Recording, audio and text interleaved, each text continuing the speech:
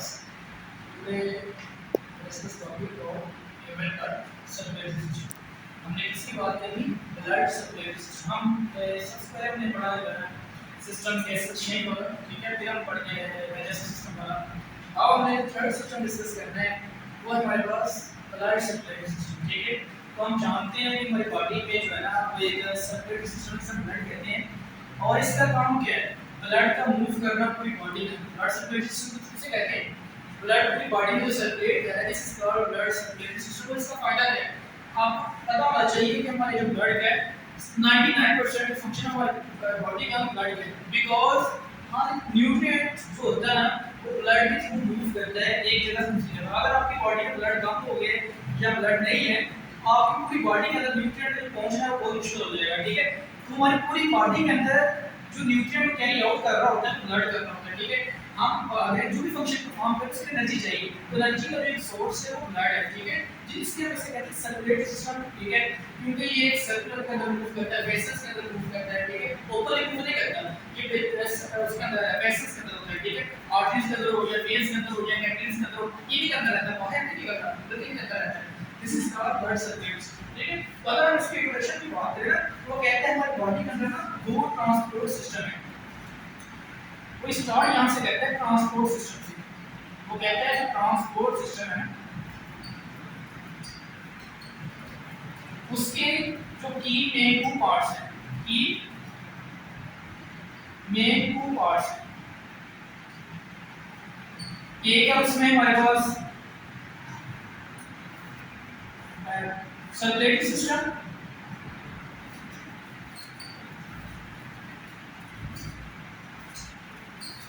और दूसरा है हमारे पास लिम्फेटिक सिस्टम.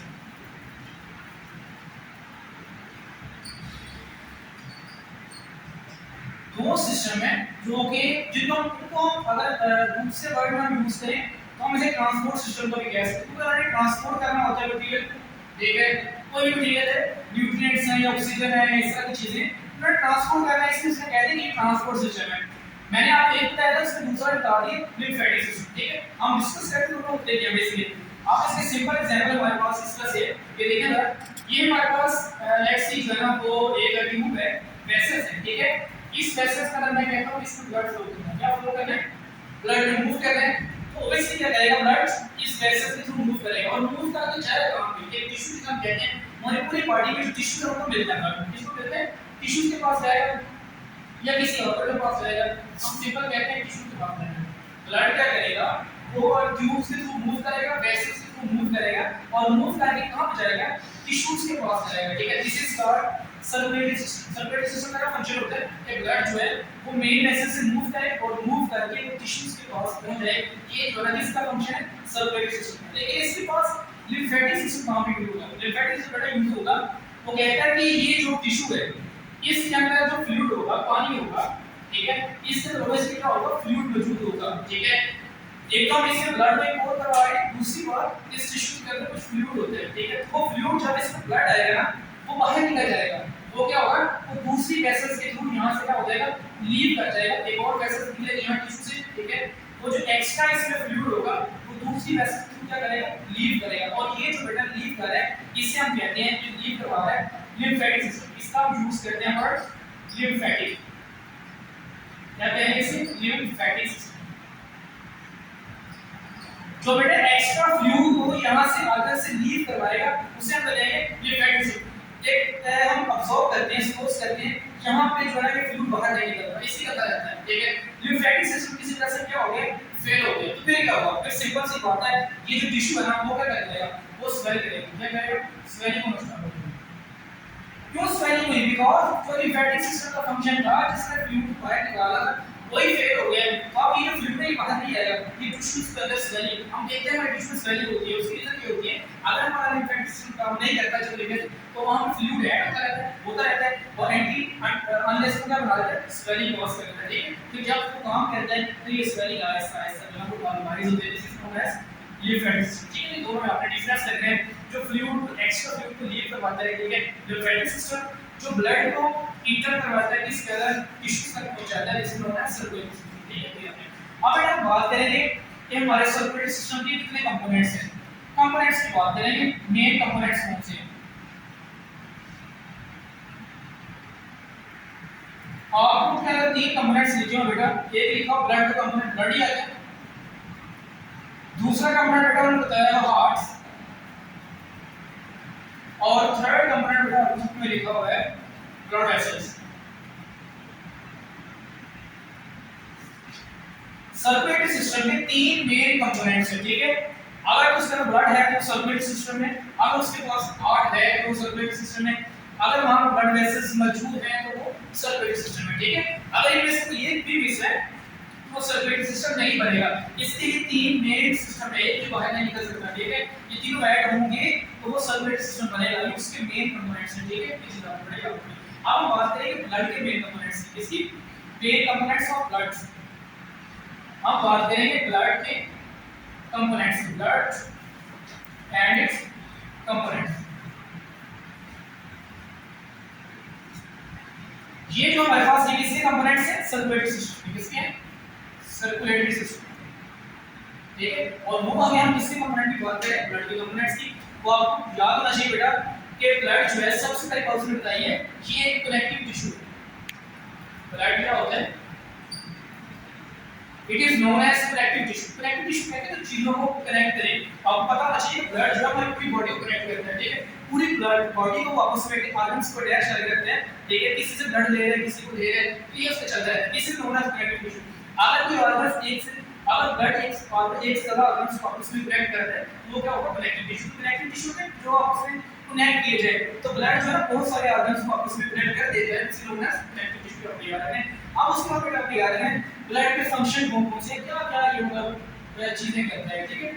तो वो आपने याद रखना है। सबसे पहले मैंने आपसे बताया कि ब्लड जो है ये क्या करता है, ये मटेरियल को ट्रांसपोर्ट करता है हमारी बॉडी के अंदर। क्या करता है, ये material transport in our body. हमें पता है, मैंने आपको पहले बेटा बताया है कि ब्लड क्या करते हैं, मटेरियल को ट्रांसपोर्ट करता है, ठीक है। दो चीजें हम आगे जाके एग्जांपल देखते हैं कौन से मटेरियल को ट्रांसपोर्ट करेगा। और कहता है बेटा ये न्यूट्रिएंट्स ये कैरी करता है मटेरियल्स को जहां पे नीड होती है। ये ऐसे मटेरियल मूव करते हैं, क्या मटेरियल्स जहां पे बेटा नीड होती है वहां पे ले जाते हैं, ठीक है। जहां पे नीड होगी, जिस जगह पे जिस ऑर्गन टिश्यूज को नीड होगी वहां मटेरियल फ्लो करेंगे। ऐसा नहीं है कि अगर कहीं पे नीड नहीं है तो वहां पे जो है मटेरियल फ्लो करेंगे, वहां पे नहीं जाएंगे। जहां पे नीड है उसकी न्यूट्रिएंट्स वहां पे मटेरियल कैरी आउट करेंगे, ठीक है। ये आपने याद रखना है। अच्छा, थर्ड बेटा हमारे पास वो कहते हैं कि ये जो ब्लड है ये उस लंग्स से ब्लड जो है ये क्या करती है, ऑक्सीजन बेटा लंग्स है, यहां से निकलती है ऑक्सीजन, फिर ये ऑक्सीजन कहां पे एंटर होती है, ब्लड के अंदर। फिर ब्लड कहां पे लेके जाता है, टिश्यूज के अंदर। ये ऐसी बात है, टिश्यू के अंदर जाती है, ठीक है। फिर वहां से क्या निकलती है वापस, कार्बन डाइऑक्साइड CO2 निकल आती है वहां से, तो दोबारा वापस किस में आ जाती है, ब्लड के अंदर। और ब्लड से दोबारा वापस कहां पे आ जाती है, वो दोबारा किस में आ जाती है, लंग्स में आ जाती है, ठीक है। रिटर्न को कहां पे आ जाती है, दोबारा से हो जाएगी ब्लड के अंदर, ठीक है। और इस ब्लड से को कहां जाएगी, लंग्स के अंदर, और लंग्स से बाउंस बैक करके हमारी बॉडी से आउट हो जाएगी, ठीक है। हमारी बॉडी से निकल जाएगी, बाहर निकल जाएगी। तो ये भी जो है ना इसमें ब्लड शामिल है, ठीक है। उसमें का जाना और कार्बन डाइऑक्साइड का वापस आना, उसके अंदर क्या इन्वॉल्व है, ऑक्सीजन का इन्वॉल्व है, ये अपने याद रखें। फिर उसके बाद बेटा वो बताता है, ठीक है, कि इसमें हमारे पास जो है ना न्यूट्रिएंट जो कैरी होते हैं, उससे नेक्स्ट का फंक्शन क्या है कि न्यूट्रिएंट जो ट्रांसपोर्ट होते हैं, न्यूट्रिएंट्स का ट्रांसपोर्ट होना from digestive system to cell, from digestive system to cell. Digestive system से सेल तक न्यूट्रिएंट, आपको पता है न्यूट्रिएंट जो हमारे सिर्फ डाइजेस्टिव सिस्टम बनते हैं, किसी और सिस्टम में नहीं बनते, ठीक है। फूड बहुत सारी कहां पे जाती है, स्टोमक का वहां पे, तो वहीं पे सारी फूड जो है ब्रेक होगी, उसके रिजल्ट में एनर्जी बनेगी, और वो एनर्जी बना फिर अगर सेल तक पहुंच रही है, टिश्यू तक पहुंच रही है, तो कौन टिश्यू तक पहुंचाएगा, ब्लड को लेके जाएगा, ब्लड लेके जाएगा, ठीक है। ये चीज आपने याद रखनी। फिर बेटा उसके बाद उसने नेक्स्ट चीज बताई है, उससे बताया कि हमारी बॉडी में ग्लैंड होती है, क्या होती है, ग्लैंड्स। क्या ग्लैंड्स का क्या फंक्शन होगा, ग्लैंड्स का फंक्शन क्या होगा, हैं ग्लैंड्स क्या प्रोड्यूस करते हैं, हार्मोन्स। क्या प्रोड्यूस करते हैं, हार्मोन्स। ये ग्लैंड्स हार्मोन्स क्रिएट करते हैं, this is known as chemical, इसका क्या कहते हैं, ये केमिकल है। मार्किंग्स क्या है हमारे पास, केमिकल्स हैं। और ये केमिकल्स कहाँ पे किस तरह जाएंगे, ब्लड में जाएंगे, और ब्लड के थ्रू ये कहाँ पे जाएंगे, टारगेट टिश्यू कहाँ तक पहुंचेंगे, टारगेट टिश्यू कहाँ तक जाएंगे, टारगेट टिश्यू। अब हमारी बॉडी में एक वर्क होता है, वो वर्क कौन सा है, ग्लैंड्स वाला, ठीक है। ग्लैंड्स क्या करते हैं, हमारी बॉडी में हार्मोन्स आपने सुना होगा, ठीक है, उन हार्मोन्स की जरूरत पड़ती है। सारे काम में हम ब्रेन नहीं कर सकता, नर्वस सिस्टम नहीं कर सकता। हमारी बॉडी में दो तरह के सिस्टम, एक होता है हार्मोनल सिस्टम, दूसरा कौन सा, नर्वस सिस्टम। कुछ काम ऐसे हैं नर्वस सिस्टम में परफॉर्म करते हैं, और कुछ ऐसे काम हैं जो ग्लैंड से परफॉर्म करते हैं। ग्लैंड बहुत सारे हैं, थायराइड ग्लैंड है, पिट्यूटरी ग्लैंड है, ठीक है, पैराथायराइड ग्लैंड है, डिफरेंट ग्लैंड्स हैं, स्लेविक ग्लैंड्स हैं, ठीक है। ऐसे एक एग्जांपल आप ले लो, स्लेविक ग्लैंड्स, ये हमारे जो ना स्टमक में जो सारा प्रोड्यूस करते हैं, हमारी बॉडी में ग्लैंड है जिसे हम कहते हैं स्लेविक ग्लैंड्स। इसका क्या काम होता है, इसमें स्लाइड प्रोड्यूस करना होता है, और फूड की डाइजेशन में जो है ये हेल्प आउट करना होता है, ठीक है। इसे कहते हैं स्लाइड। इस तरह के और मल्टीपल ग्लैंड्स हैं, ठीक है, जो हमारी बॉडी के डिफरेंट फंक्शन को जो है वो कंट्रोल जो है वो कर रहे होते हैं, ठीक है। ये चीजें आपने याद रखनी है। अच्छा, मैंने यहां तक बताया आपको कि ये मटेरियल जो है वो कैरी आउट करते हैं हमारे जहां बॉडी की जरूरत होती है। कौन सा मटेरियल है, मैं आपको सिंपल सा एग्जांपल देता हूं। फॉर एग्जांपल हमने कोई इंजेक्शन लगवाया, ठीक है, हमारी बॉडी में इन्फेक्शन हो गया, हमने इंजेक्शन लगवाया, तो वो भी वो जो इंजेक्शन लगाएंगे वो भी एक मटेरियल है, वो ब्लड में शामिल होगा, और जहां जरूरत होगी, जहां नीडेड होगा, वो ब्लड ऑब्वियसली अपने टारगेट टिश्यू में जाके ना वो पहुंच जाएगा, और वहां पे जाके ब्लड वहां पे एक्ट करेगा। दिस नोन एज, ये भी ब्लड का फंक्शन है, ठीक है। कोई भी मटेरियल जैसे इंजेक्शन में आपको ब्लड में शामिल होगा, अपने टिश्यू तक पहुंच जाएगा। तो हर चीज जो है ना वो ब्लड को ट्रांसपोर्ट करता है मोस्टली। जैसे हमने शुरू में हमने आपको बताया था कि ये ट्रांसपोर्ट सिस्टम के द्वारा एक रोल प्ले करता है हमारी बॉडी के अंदर, ये आपको पढ़ेंगे। फिर उसमें बड़ा लास्ट में एक एग्जांपल दी गई है उसमें कि जो है ना वेस्ट मटेरियल, जो वेस्ट मटेरियल होते हैं, ठीक है, उनको एक्सक्रीट करवाना फ्रॉम किडनी, या सिंपल लिख सकते हैं, ठीक है, एक्सक्रीट फ्रॉम किडनी, ठीक है। जो वेस्ट मटेरियल है पर किडनी से रिमूव हो रहे हैं, ठीक है, वो भी जो है ना ब्लड, इससे सिंपल वर्ड में कहते हैं ब्लड फिल्ट्रेशन। क्या कहते हैं इसमें, ब्लड फिल्ट्रेशन। ब्लड फिल्ट्रेशन में क्या होता है, ब्लड किडनी को सप्लाई होता है, उसमें यूजफुल चीजें वो किडनी फिल्टर करके वापस भेज देती है, जो वेस्ट मटेरियल है वो किडनी का करती है, वहां से निकालती है बॉडी से बाहर, ठीक है। तो ये भी यहां कौन इन्वॉल्व हो रहा है, ब्लड इन्वॉल्व हो रहा है, कौन इन्वॉल्व हो रहा है, ब्लड इन्वॉल्व हो रहा है, जिसमें जो चीजें यूजफुल थी वापस आ रही है, जो वेस्ट मटेरियल थी ब्लड में से निकलेगी, बाहर चले जाएगी। ये कौन काम करेगा, ये हमारी बॉडी में किडनी है जिसे गुर्दे कहते हैं, ठीक है, ये वो फंक्शन परफॉर्म करेगा, ठीक है। तो बेटा ये आपको याद है। अब लास्ट में छोटा ही टॉपिक रह गया, ठीक है, उसको फाइंड आउट करते हैं। यहां पर आपका बेटा क्वेश्चन को पूछ सकते हैं। लास्ट में हमारे पास के जो है ना दो टेस्ट ट्यूब बने हुए आपके वक्त पर बुक भी ठीक इस तरह से टेस्ट ट्यूब बने हुए, और इस टेस्ट ट्यूब का ना वो फिल किया हुआ उसने रेड जो है ना ब्लड फिल किया हुआ, क्या फिल किया हुआ है, ब्लड। इसका ब्लड ग्रीन होता है, रेड होता है, ग्रीन नहीं होता है, बस मात्र ग्रीन है, ठीक है। तो ये इसमें उसने क्या फिल किया, ब्लड फिल किया, ठीक है। अब दूसरे से टेस्ट पेपर बनाई है, यहां पे उसने टेस्ट बनाई है, उसका उसने जो ब्लड है ना तो नीचे जो है ना वो है रेड है, दो कलर है, ठीक है, उसके एक हमारे पास रेड है, और ऊपर जो है हमारे पास उसका कलर चेंज हो रहा है। वो कहते हैं ऐसा क्यों होता है, वो कहते हैं after some time, after actually पता है वो क्या करना चाह रहा है, वो कहते हैं कि ये हमारे पास हमने टेस्ट ट्यूब ली, इस तरह मैंने ब्लड को लिया, ठीक है। जब इसमें मैंने ब्लड को लिया, इस तरह से ब्लड नहीं है बल्कि और भी चीजें, सिर्फ हमारे ब्लड का ब्लड नहीं है बल्कि और भी चीजें, वो कैसे से बताया बेटा, वो कहता है हम इसका एक चीज ऐड करें, इसका एंटीकोगुलेंट, क्या ऐड करें, एंटीकोगुलेंट।